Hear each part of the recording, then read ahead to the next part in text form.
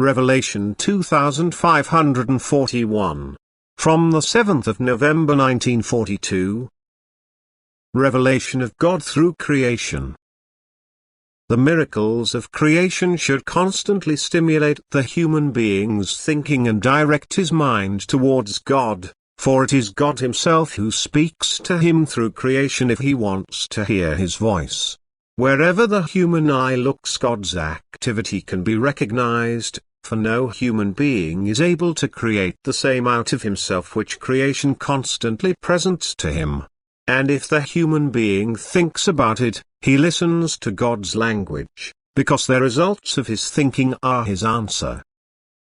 God reveals himself to people through creation, that is, the working of a power is clearly recognizable in all works of creation, which is exceedingly wise and therefore is to be thought of as a supremely perfect being.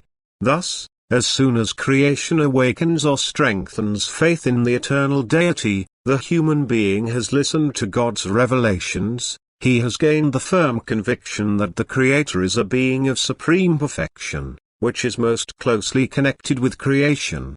And this conviction is faith. Creation is therefore suitable to make the human being deeply believing, but he must let it speak to him.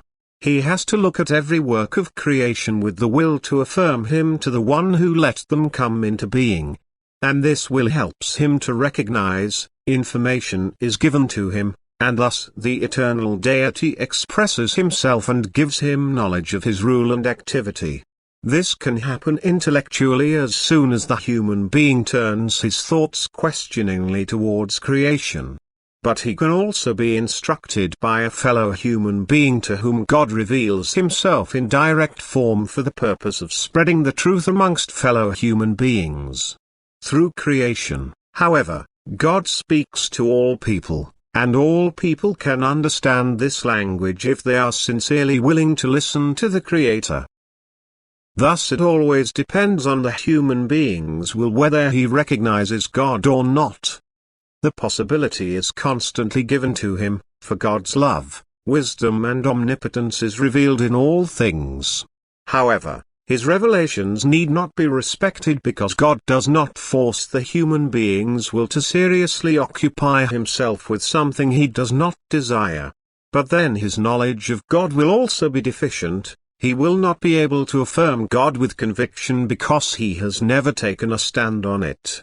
Thus it is never a rejection on God's part if a person finds it more difficult to believe, but only a human fault, for he disregards the opportunities available to him to become a believer because he does not want to see God where he reveals himself. In creation, which is an obvious testimony of a creating, loving and wise power.